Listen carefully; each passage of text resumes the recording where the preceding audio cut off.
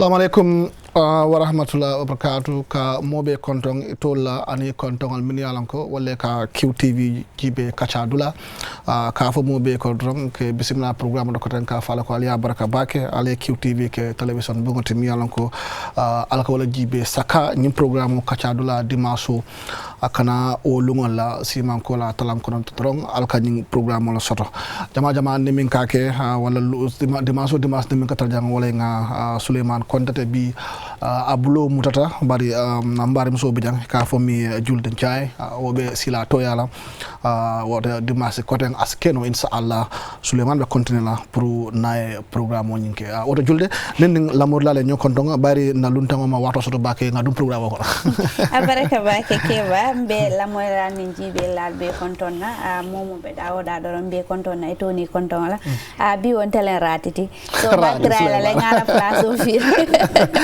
abaraka bake kabrim faranta maradung alning Ahmad jite programme soto ala kuta wala ngoy telen place au fil antel ya fil bari wobe kata bak ya fil ku kele abaraka julde wata bi min jibe la wala nga seno bundate agriculture bari kate kumayata bake banku nama nabuka seno ken agriculture tiji abukata nyato ayatina ndol nga nema fe jamal soto nga jiya soto nga banko soto nga fe jamal soto mi yanko safono alhamdulillah rabbil alamin nga seno ke fi jama bi je ki dankunna woto nga ala tentu wala woto julde bi nin sitan kana ko Kachaa o mu ko kuma ba woto wala tana nga luntama min sota janga wala nga honorable Demba Sabali atele marta seno bundala Ministry of Agriculture atele ministati wo bundala ate mela bake mbadundila aning jibe la nyokondong nanin jibe la nyokondong drong sina dung Kachaa kono konka ka nyaman drong montro wati kele 1 hour nte tamila woto honorable Demba Sabali welcome to QTV ngadon ko nyim manke signa foloti kana janne bar Kachaa Dula askeno nyina signa foloti exactly abarka bake tonya la ñino signa foloti kana Kachaa Dula programme mbe alni barara bake mse kurubale ani julde njay pour kan invite kana platform moto jang ni Gambia Sénégal se Kachaa wo yen kontaan bake mbe na Gambia Farmers Union na Gambia Sénégal mumé musuke mbe kontona bake mbe His Excellency President Adama Barrow kontona because Sénégal sembentuya bakele adung ay Cairo sabatindi fo seno ka keno woto nga nimbara wala nga Gambia Sénégal konto nga QTV management ani ila juberlal mume be konto abaraka bake ndeto mu keba kamera kurbale wala na boss wala be kuntum ganja so kabrinata Ministry of Agriculture seno bundara askeno yemule taraje ya minister dol taraje yewla replace kabinata je yemun kulle taraje mi yalan ko be lafla ka wal falen ani yemun kulle fanan taraje mi yalan ko ya fil ko ni ndongol bita kan kukele be lafla ka tamani siloka abaraka bake Mr. Camara ministry naturally ni nata je fo sa tray dole taranuje because man sakunda atemu continuity le fo janni sanji wili jamal man sal wolbe tarla janni dole bita dole na kabrin nata Ministry of Agriculture nga korosiroke alhamdulillah e ku jamal le kata jannintol kanaje bawo ni ajibe jannintol kanaje senobe kirinenu ay kolya bunda jamal soto but for the purpose of this interview intel lafta focus la men na wolom kabrin tol nata man sakunda ye mine ke Sénégalie anim fana mine mu bata dati fo bi ida bankoe wala Sénégalie ni ajibe Gambia seno 90% benun damen wala mun nanyin kola senoti kabinde rangota ka senoke wo ngaje ko wote banko dañini nola population obe lafa kanne andu fana banko nyimbe doya in a sense that ni population o lafada jama ka ke settlements leti na sene banko be talaka woto ni sene banko be talaka Sénégal fana be kebaya kan woto as a ministry to la focus be kala muneti pour un se banko nyi dañini no nata d'accord ko as a ministry my first priority wala mechanization ka je ko Sénégal jorangoli lafa asi access ye soto pour ila kola jimo kola seno ka tala mechanization fulanjango nata jibe ko na turol melbe nyim banko kanjang especially na mani turo because as a ministry and the government na focus mu manoliti because manolo mfenti manko Gambia dingo 99% lungo dum fonsi mano dum ando aka bo bantala banko le kan so woton na mani seno nyin ka yiri wandi apart from mechanization nata men suute second thing wolem na turolti turol mel benum jang ni senelali use e kam men soto hectare o hectare na siata ka ke 1 ton leti 1 ton. 1 ton. Turol mi Turol ha. So nata na start ka turol falling. For the past 2-3 years, Gambia man sakunda Ministry of Agriculture le kamani turol du Senela la Gambia kono andu abuka wafi. Okay. Free. Okay. Mani turo momo be Gambia jam mela faka senoke from Banjul to Koina. Man sakunda be mani turo ya dila le serum nyina mba dikan andu wo turo nie wo use. Aning ay membe nyininka. Asi adila no up to 5 ton hectare kilingoto in fanga senela jele melka soto 7 ton par hectare maru fan konye ko ate nyina abe 10 ton soto la par hectare. Okay, so 10 tons per hectare. Mu fernet mi yalon ko anin kudol mel yalon ko wol mu yele watale. So Cabinet Ministry of Agriculture yen cool trade mi yanko yol faline ite yol faline. Definitely. Okay.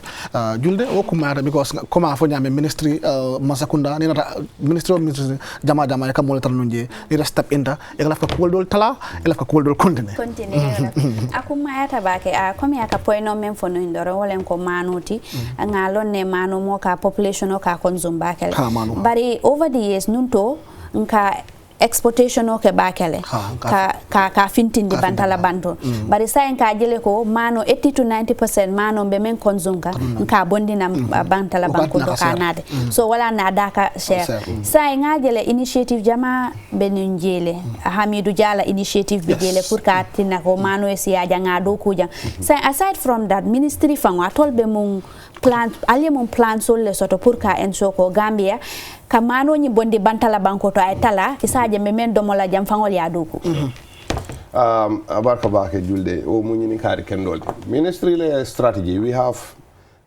policy document nka fo me GNIP 2 Gambia National Agricultural Investment Plan 2019 to 2026 we also have Gambia Agricultural Transformation project ñi gatep ñil mu kaytol leti mel yalon ko wolle mun tol highway wolle mun gardement andu wo kono our goal is industrialized agriculture mi yalon ko machinolom bare fanan is private sector led man sakunda te senokela man sakunda ka menke ka environment o ñi create pour Sénégal ke induce so wala na ni ko private sector led nga men ko rosi wala na small holder farmers na Sénégal kilingol mele alon ko ka 1 hectare sene wo seno te Gambia la seno yiri wandi nola so fonse commercial farmers also wole atina government of the Gambia ministry even last year in private sector farmers we distributed nearly $4 million at that time it was 260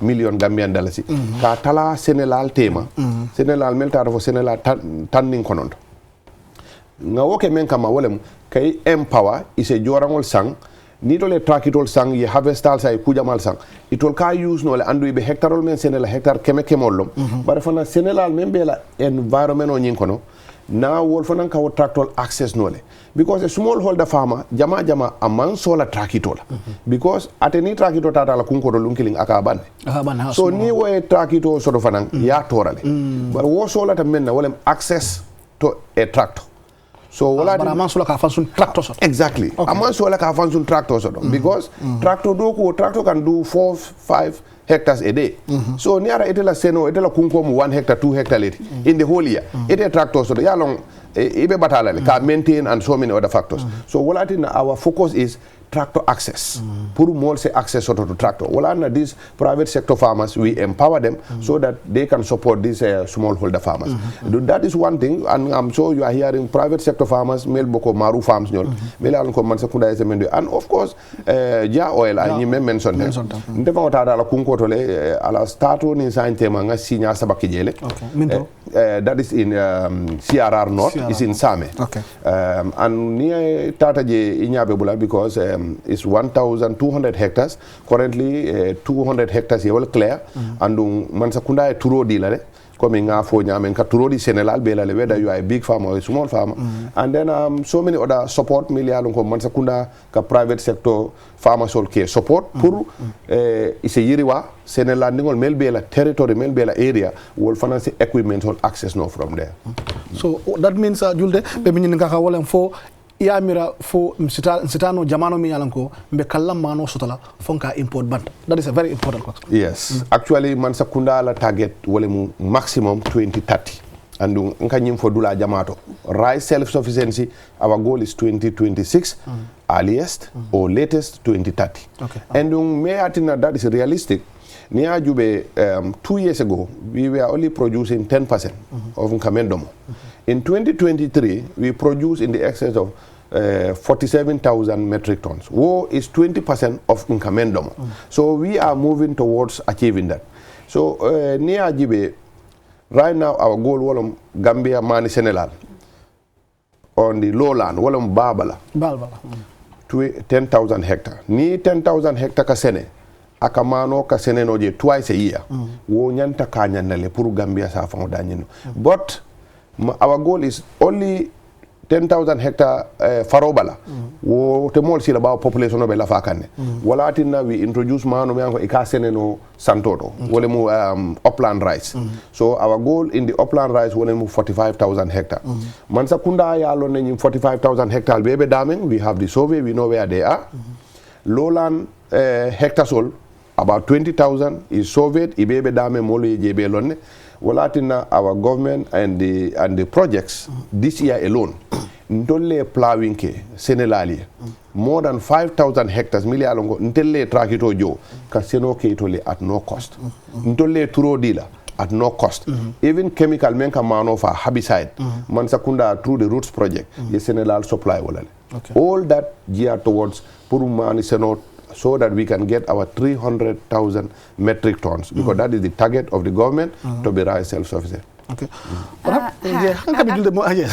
Aku ngata ba kejani kanaye aya fonon ko manto ko ay programol men soto pour ka tinna ko seno eta nyato plus fana nga food insecure andu nga jele kabinyi man sakunda datita international partner so anin donut partner jamal fintita ka Gambia de ma surtout ala agricultural sector nga jele ko jang organizations like the Gambia Inclusive Resilient Agriculture Value Chain or Giraffe in 2021 na datita comme itol they pledge ka Gambia makoy $40 million wala wulion tanani dollars or dollars ko ya wala pledge an organization fanan yal Giraffe fanan bijele de wal fana ya pledge $80 million ka Gambia agricultural sector mako wo kodo nyim fabe dunkan ne bam kan to kabrin 2021 ne ya pledge ko ebe Gambia agricultural sector mako lale for every year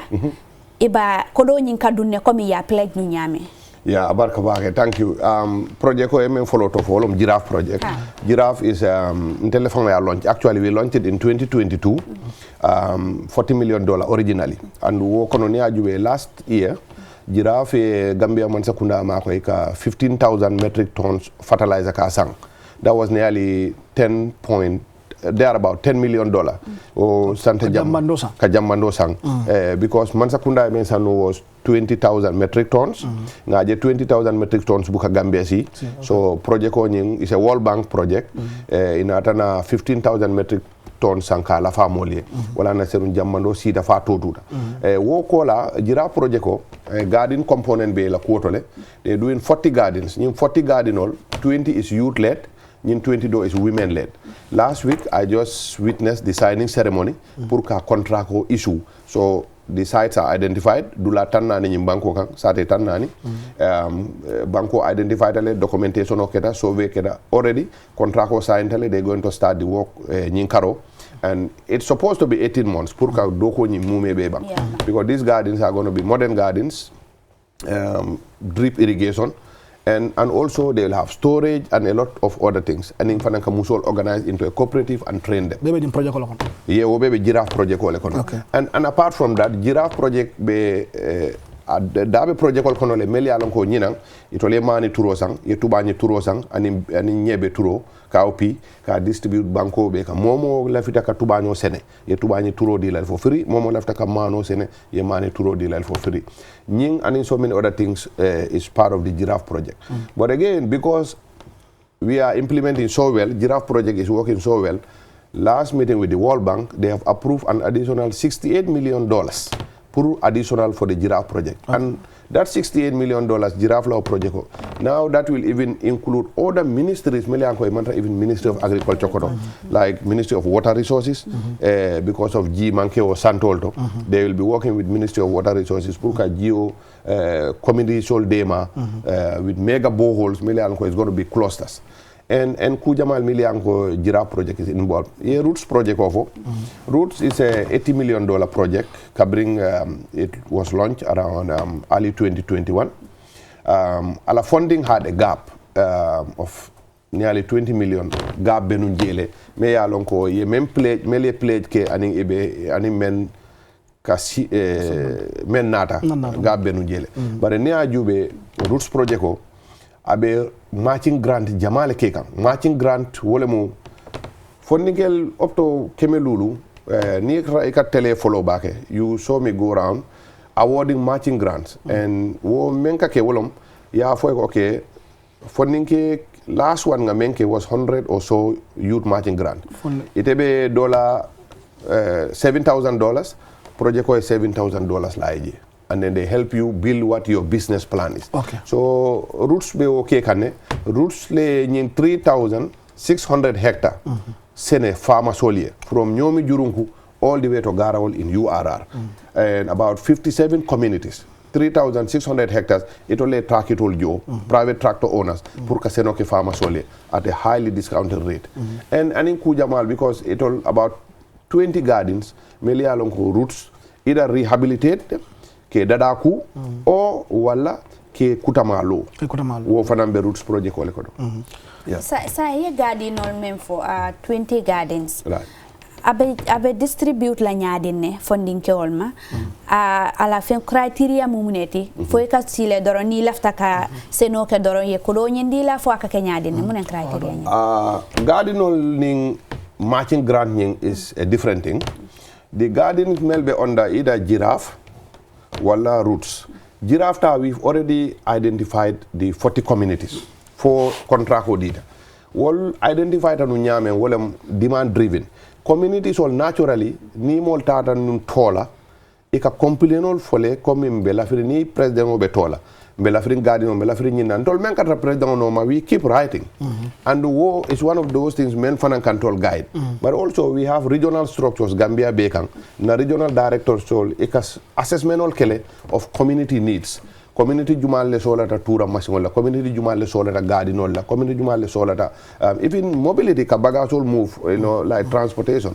So the assessment is fen jamal len ka kamenji beje criteria jamal le beje but mainly is ngafole is demand driven ni community me alon ko you have the need approach our regional director member alla tundoto o yena ministry fango o leta safe abetar la file otole as a meno etefe but one day we use it as a criteria pour ka fuko nyin community de definitely ila kayto be janne andu be solare no gadi nola we verify with our local structures ngata definitely the need is there wonin kudo le kake criteria well yala kuma jam mo jama Gambian jama bala ko fo kanko he benefited from $50 million project ko ma nyandaka ale min fo nyandaka do kol dol ke pour Gambia but on $50 million mala fa mention jana ba is it part of the grand sol min kana wala ditala or wo is a different one and nata ditala scientific atabe level jumal atabe tembe jumal because mo jama batla ko fo kam bakale particular jawe actually 50 million ning entete comment wala jeba o have none to do with agriculture wo mu something that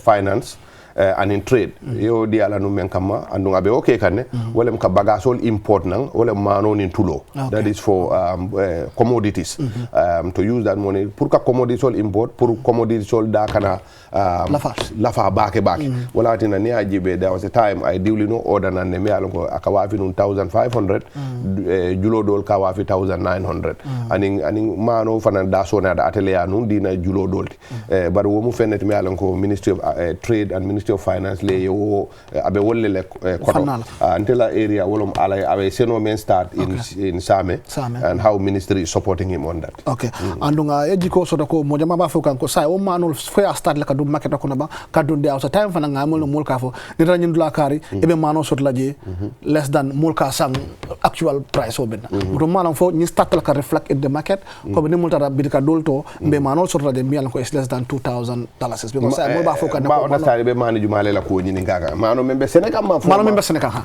mano actually no because ñina ne mano ye Dula ñin clear this is their fourth season. Okay. So amandu market ko no amandu market ko because nga turo di la ñina ne and it often turo do procure by themselves. Okay. So ñina ne la fourth season of growing so fenne me anko among harvest follow. Yeah, exactly. Amandu market ko no they are in the production stage. Okay. So niko ka konko bay recently ye fenko report launch ka for 141 million mul me yalon ko ibe konko face kan duni around the world and Gambia manke exception oti saying ministry atol be mune ke kan albe mu initiative le ke kan pour katina konko e bay nyim banko ka barka bake Gambia mete momento ni ajibe the numbers will show about 152,000 Gambians mele alon ko we consider them as food insecure. Ila simang wala sama domoro among guarantee buloto. One sakunda ye lodula menta apart from in bantala banko la Kachaa pour to make sure that simano import no because banko jamal be keri ne mani export ni fango ya ban but because of our government ela mano le finti na ñi banku dol banku jamal commencé dal ka balangola bare man sakunda through Ministry of Trade of course agriculture is always in this successfully GGC was one of them negotiated with banku dol a quarter sort of an amount milia lonko they are allowed pour ka wo import na wala na mano ñim buka manke anu man sakunda with the central bank is providing the forex that is the hard currency pour ka make sure menu lafta ka mano nati ya nati while mano benaka ntol nga meng long as agriculture is our solution is control fango nga Senegal nin dol fango ya Senegal wole forta because aka bonan dame fana Senegal lebiye andum wo masa kundal se yelema no eta fo tembe to mi alon ko isi balanno pour mano e najang ni wo keda abe konkole sabula na bankola wala tin na killing. We talk about mechanization. Gambia Mansakunda, this year we are ordering tractor Tansei in 2024. Ni wonata nyin tractor kumbo membe be sade ko no be bandal. In fajanen tractor kananga men follows and wolem rotavator muang. Andunga will be janjandi only in CRR and URR. Wolu ika menke ika farole kobi. Andung akulu malem fanam. Ase do ko keno sudo ase do ko keno tilibulo ate saba anen tractole songo kanyanta ando ita use no la kenye bioto ita use no la bere bioto ita use no only faro dorone so wol be janne already and wol be do ko lale tractol ni ol nata na tracto kumbo abe bandale andung abe seno sone andi la mo jamali so man sakunda la focus is increasing production wala mu ka hectarol ni siandi wala mu ne tractol siandi senelal be la falale hectarol be fanulale also increasing productivity hectare kilingo kono e kamen soto nunje fere ke wo hectare kilingo kono you triple e kamen soto je wala yes wala tinna nga turol na mele anko from 1 ton to minimum of 5 ton 6 ton in that 1 hectare wara e man keno la fa wo and also increasing access to finance nga project go will launch soon but it's already functioning have me gamisal aka Senegal le support pour so that they can access finance. Because bini Senegal tata any of the commercial bank akala after julola. Iba nyini ngala korda kay tolle la. Ni Senegal membota bondali wala sate dodo. Korda kay to te wolbul. Yalo wote o julo soto no la bank. But now Gamisal is going to guarantee ite Senegal ni ila julo at the bank. Ndola project ko lebita ay guarantee at the bank. Ni wo guarantee at least the principal loan bank la ko amanjari interest jamala because guarantee bayele andung a soto fana be sonale and warning kudol man sakunda wala identify ko ni ngawo continue we will expand our production and also we will increase our productivity. What 300,000 metric tons memu targeted to produce in the Gambia, we should be able to achieve it. And that's why we are very strong with numbers. Last year, we produced 47,000 tons. Our target this year is to get to 80,000 tons in 2024. Yes, to get to 80,000 tons, mano. 20 tons, yes, ni mano, because san Dula Jamal be Gambia, me ya longo, ila Dula prepared in such a way that ika mano kale sinya fula sangokono. I was just in Barajali, ila mano motale, andung roots le je kobinung, ole turo dila, ye chemical dila, wara be mani kala, and then the following week, anyantaka kobile kotek puri ye mani kuto nyin tutuje. So sino kone sango kone kaso sinya fula. And it's the same with Jahali Pachar area. So ni wo continue this year if we get 80,000 tons, then we will set our target for 2025. Okay. And then if that trend continue, we will get to our 300,000 metric tons. Me alanko wole banko ni na target. Yes. Ya fole nunko sai nim fama so lafta kalunta amanjari yela kordata yake ase guarantee isitano damayata. Bari bang jumale banyin soto la nyame nyimbe nyaadine. Mo membe base jana tundoto maybe abe sandu abe nyin kodo soto no la nyaade. Matter of fact ete kodi manyin dile la agricultural loan once Gamisal is fully launched abe kela in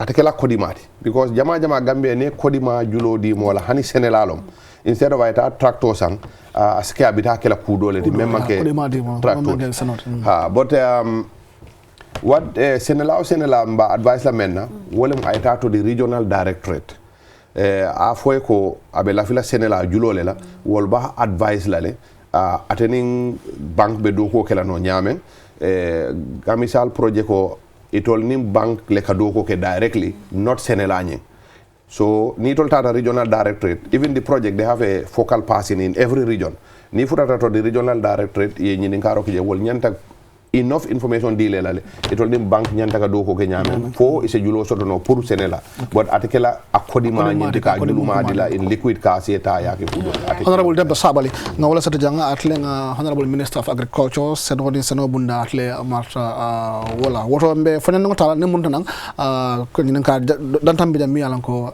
se continue ne Honorable Demba Sabali Kachaa ka continue atolle a nyinin kanu sayin QCell fela ayanati aliye wolon na sunu bundle mega promo kutoti sayin ise data jama sotono dala mi yalonko a soniata bundle package sa mindiate dala mi yalonko nga tala bakele kumandiro ke star 303 hash ya kumase ke muna fang internet wala mi yalonko atel network o warata nyimbankun kan ka bobi kilo la 20 megabytes sambi ka kumase dalasi wara wula anim bututu talulu dorong hade 20 megabytes wala na diate ise bondulo sang mimbitala for 20 gigabytes hade 20 gigabytes ani na nyi mega promo member caring ise browse no ye Kachaa a diate nyaming andung ise tuno internet do fo wato min diate dawoda ni lafta kuma koyo moyaje na customer care commande 111 QCell ndolenga silo walang doli abulan nomo nyindung ani sartolle nata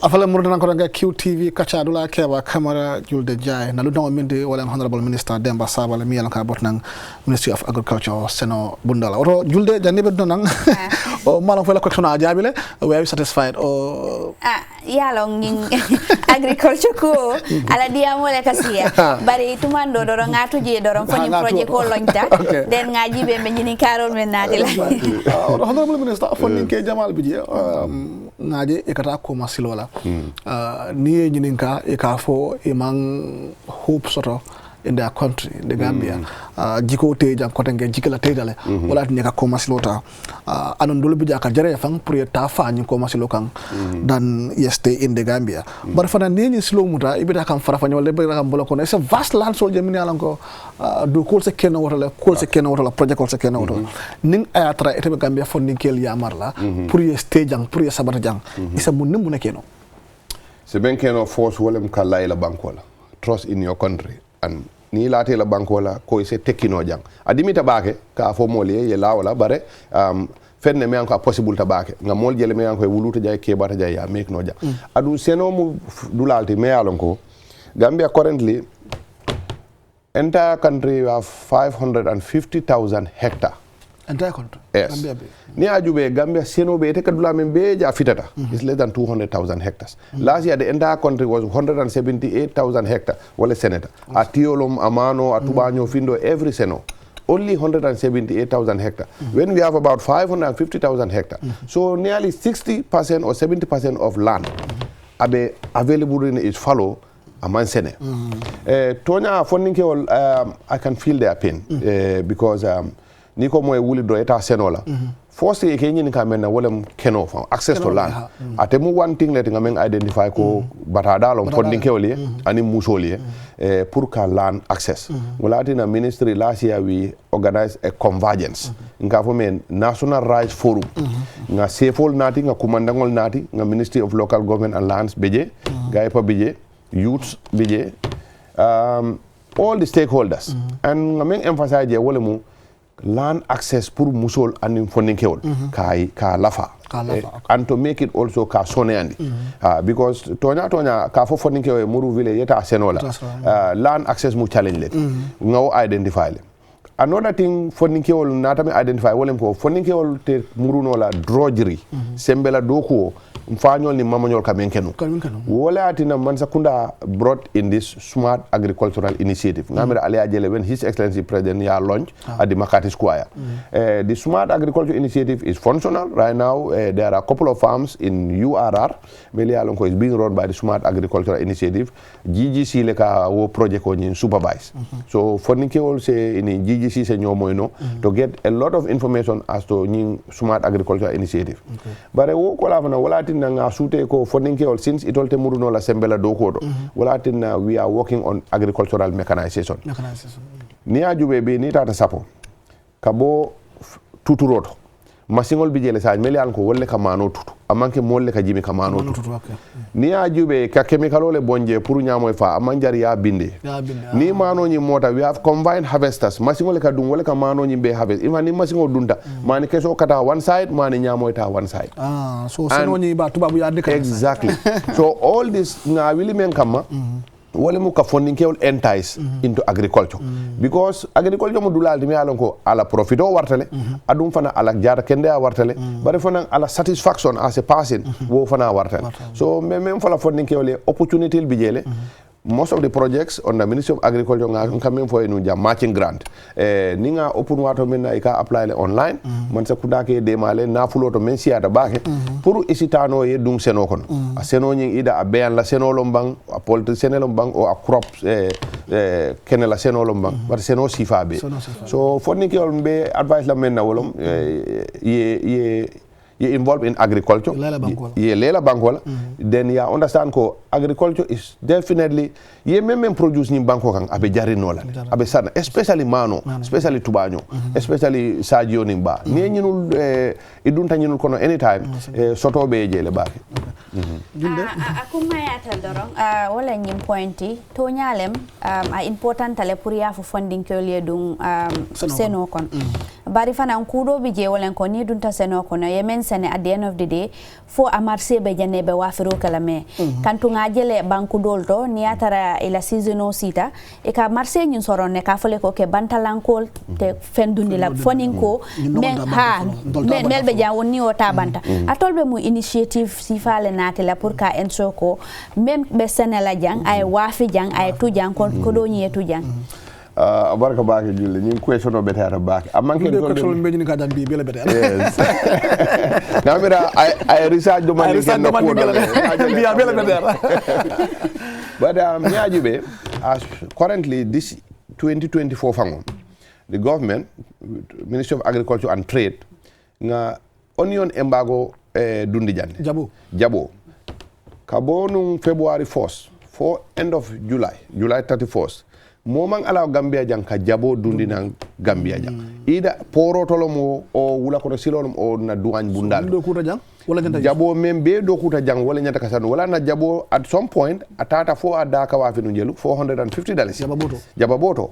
because a senator janneto ando a siata num baake so nga woke men kamanu wala mo pour Gambia jabol isi jar wara ete tinyala nata na toñin kono nata suude ko mo jamalle be poultry kuwo kono sañ aya tinna fo Gambia 6 kilo tiol ila 6 kilo wafo nata ke ku kolenti so nata men for wala mu they are form an association they are seeking an appointment in fact ngi dandala men na wala a joint appointment Minister of Agriculture and Minister of Trade nin sida e be nombal le produce la molie ka foko ntela poultry nka 6 kilo nangam le soto if we aggregate all the numbers nga je ko 6 kilo men ka soto no Gambia jam ani men ka import ila numbers all they are matching we will institute the same embargo nga men kenu jabola kuoto mbe o kala 6 kilo fana la kuoto le sa fo mo kana 6 kilo dundi nang because 6 kilo jamale be banko ni arra fana bawo dunia la lual complicated le we are also under World Trade Organization and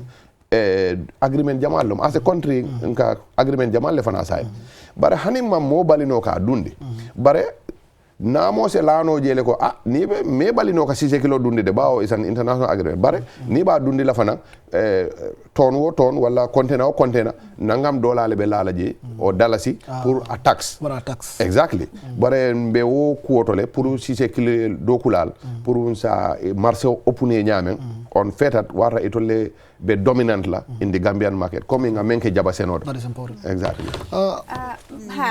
yes Seneku mbatu doranga nani last one final jani kana wala saying me sene watu leto andu tio molko gana wonde o sene andu ngajele ko nyin sasa membe kering tio to wala aflatoxin itebe mun yamarle soto la fama sol meme yanon ko eba senero ke kana kanto aflatoxin abe mol batandi kambakele surtout TSNoto ya tonya lom abarka baake julde aflatoxin mu fungus leti me alon ko na dunta tiyoto ni nata adomo si itorano domande bare GGC with the Ministry of Agriculture programme beno je ka fo me aflasafe nying nari that's our research department it only GGC ni Senegal be o doko lale pour aflatoxin nying tala baake Gambia tiol andum wo alhamdulillah wo be kerine aflatoxin talata baake fatin nan dolla tiyo aka export le aka da bankol men kan narra na aflatoxin level was too high wolte son na tiyo etaje bare ne aje na tiyo be aka abele ka sankata bantala banko kan nonetheless pour se European Union market nying access because tiyo da niya bondi ja samba Asia e kamen sodo dollar per ton ani neara nga bondi jande nga samba EU talebe sial andu wala fana be na Senegal na fala bare EU la standard sold as far as aflatoxin is concerned we are working pour ka meet but until then aflatoxin still is a challenge but among as bad as coming abenu nyamen fo mo se sila ka foko Gambia tiolo nyi nta nyimela o Gambia tio nyi wala ke diwli no nta do mala ntambita wo stage lale but still now doko be jele to make us to a standard where nsa export no to the European market or to the American market han kabi kadu tioro sen la jamaka tiolo sene Gambia bari watol do buje ko jambando alkami wafiya wan dol ko asertale mala nyinang alba wafi kan gale jelle la adim foy ba afford kanne secondly han kabi tioro en kala ne tier sisi no sita dol ka complain ko alkela tiol samina alka price peg min kije aka doyale aka na fo dol kala fika smuggle kata Senegal ka tiyo wafi je these are two questions in one ñing question on de malo fo e fango ngamera ñi jabital janninde fan kanaja bawo ni ajube engrais 3 days ago government made a press release pour mon mil ka engrais bondi Gambia ka samba ka fundindi banko ka kana pour mel ba sumogul ka ni ara engrais da sone ata wo Dula leto mota sumogul la ka sambaje mota sumogul la ka sambaje so that means engrais o da sone ata Gambia regardless of moli membe fo the reality is the reality na da dia tanu across the border people won't smuggle ya sambaje e ba smuggle la from there ka na but fertilizer was bleeding out of Gambia across for more press release alerting our local authorities, alerting the police, the SIS, the immigration and everybody. Woto jammando Gambia jamba Africa $1,100 to a farmer. Even complain? No, even complain. They are grateful about it. They are happy about it because near Jube, Serunko jammando was 2,000. Serunko? Yes, per bag. Serung we came to 1,150. So Ninang to 1,100. So it is a downward trend. Even though Dunia Kono in the world market, Jamando did not take a downward trend. But near the government has subsidized over this year nearly 55% of boto Mansakundale or Joite. You are paying only 45%. So it is near really killing chemical jo. Along with Mansakunda really killing chemistry Joite, it allow angere boto killing okon. Well, I didn't ala fintindo akakuyantolie because until bele kodo be boto nyinkono. Well, I'm bukala fa finti. Tio nyunda o fana mbuka finde bani tio preta already dia ni ala tio soke tio preta already ala kala fika tio sayibulu foi tol fana mbuka tio finde fana tio nyuma ka buka finde kala fika wa fidula do serum Gambia jang ton wo ton $38,000 sile wili tan sababu anin sey man sakunda ya san wala senal ka do ana so sa nyajibe bantala banko ka serum ni fundita Gambia tono dala soto ni afali 29,000 wili muang anin kononto. So in fact serunga problem o men soto longa perspective la serunko in 2022 GGC about 11,000 tons ye wala sang Senegal bu GGC nearly $400 million. In 2023 36,000 metric tons ye wala sang $1.5 billion Gambia man sekunda wala spend pour katio sang 1.5 billion ni ajibe na problem o serunga manke ka tiyo bonde Gambia ka samba banku doto na problem was molle ka sumogul nam from outside of Gambia ka dundi nam because every ton ndol ba sankan 38,000 ya ona sana 38,000 wona ba African 29 so mol kata anunje ka sang 29 ka nati so every ton they were making $9,000 profit for every ton. So they were bringing 100 ton and make almost $900,000 in just one trip. So in fact at some point we required a license pour ka tiyo dundi wala ka fintindi because tiyo dadi ata Gambiale dina bantala bankor ka jammando dadi ata Gambiale because nara jammando dadi ata Dula dole to contrary of whatever announcement nara dadi ata Dula dole to ndafala mol kana findiri in fact abe bola na wolta aduna bare jammandi bodo bita frontiere to ibaji la mol be mol mutaka melba kata ka findindi Gambia bare mammo muta hanika bi ka foko abe jammando le dundi kan Gambia andun tiyo fana the same moma muta serung ka foko abe Gambia tiyo le fintindika our challenge was molbe tiyo dundi kan because dadi ata janne last year tiyo be santal yes be santal el ñi mu questionné hani député bu ngole ñini ka ñina fa be santal fa man sang I cannot know as a minister ndol ka mel long wolem ko we have a trade season start lu ngole bala and close lu ngole bala andun ka announce le modol be je mel ya lon ko ila tiyo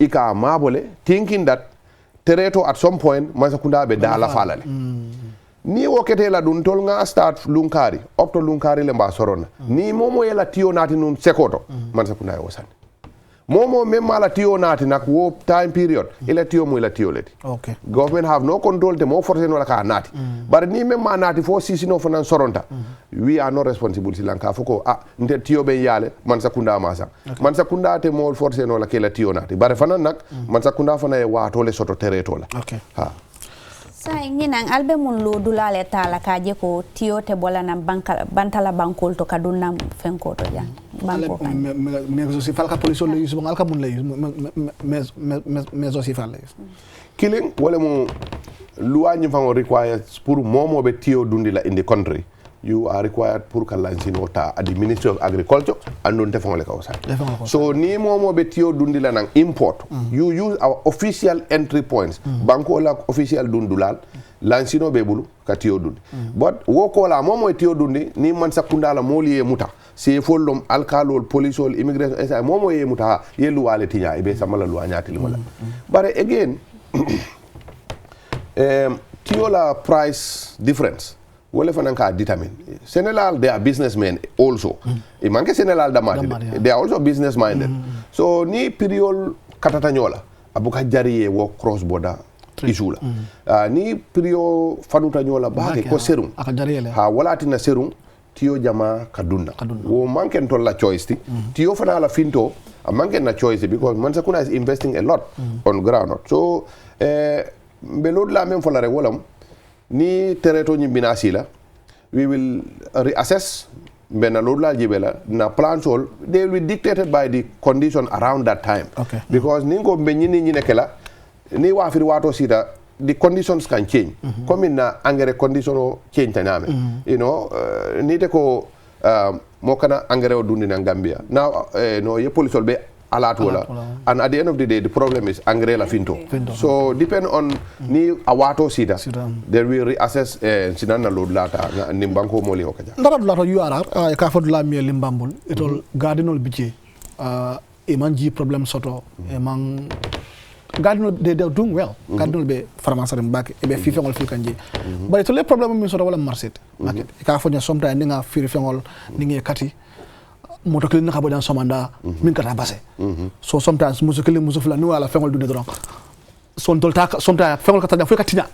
So access to market mo la problem oti and then transportation. Mala Ministry of Agriculture fo ke mira wo musul fana apply la min yalanko ni la fengol harvest already sometimes aka tinye bulu because of a mang marché soto.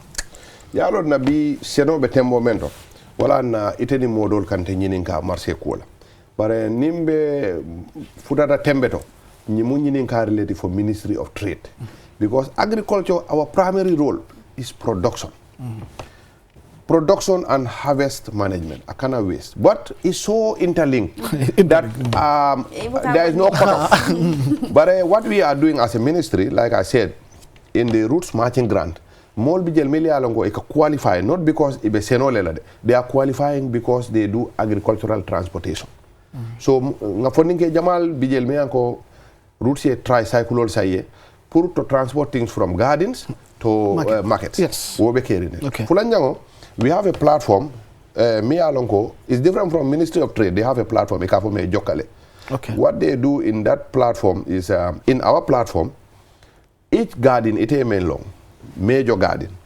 There is a focal person me along a trainer. There is a telephone number you can dial.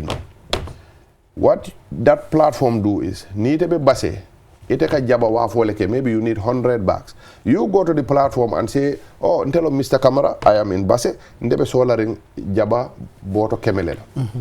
Momi alonko abe sarengai jaba boto keme babulu ate he can announce in that same platform ko itol de sarengai jaba boto keme betol bulu and itol la jaba boto in the same platform platform si fala is it WhatsApp no actually it's not a WhatsApp platform it's Roots platform Roots layer create but a monkey WhatsApp platform there is a number it can dial in fact it's not open to the public because only every garden they picked two people they male train on wale o garden no be represent so if the garden is producing okra they will announce it there member lafring kanjola he will also announce the article lafring kanjola danying agrile a transporter who is in base transporters are also on that platform so for no okay intensita no le ngani jabak boto kemo bondina sare ngay nga nati e base bare nangam le ni altol be d'accord al se ñoo jono le through any of these fintechs ni ale ñojo bagaso e bonan gadino nyinto ay naite abase so nying is rudimentary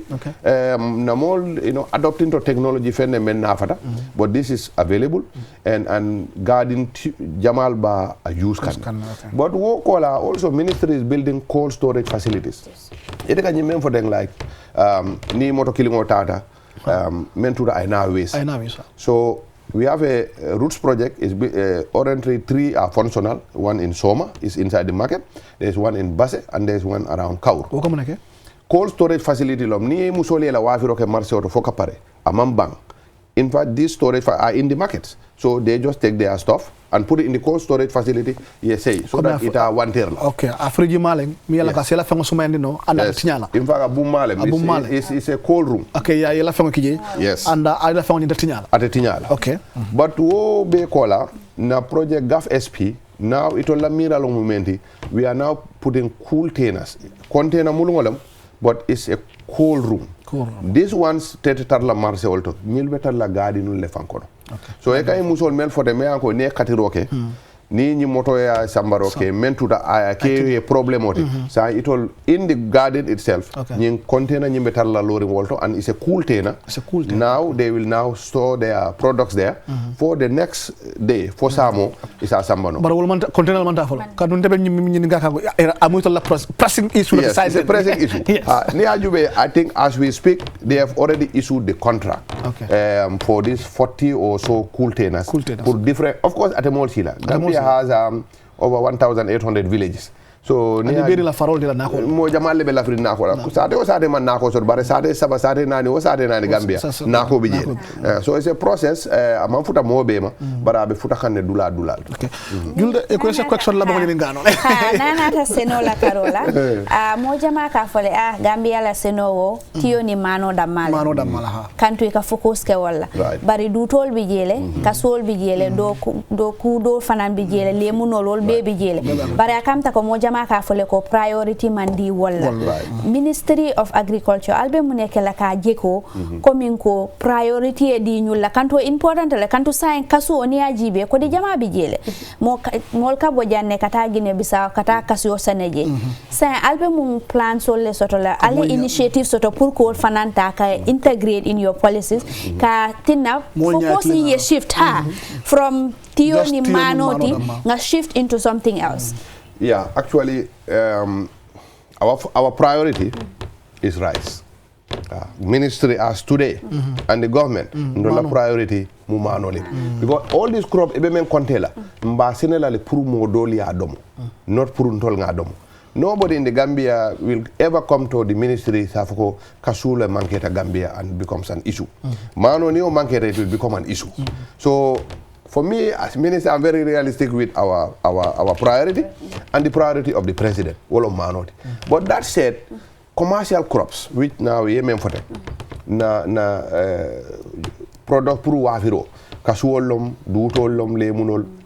Neajuwe kasuo we take seriously. Ni matching grant in come for it.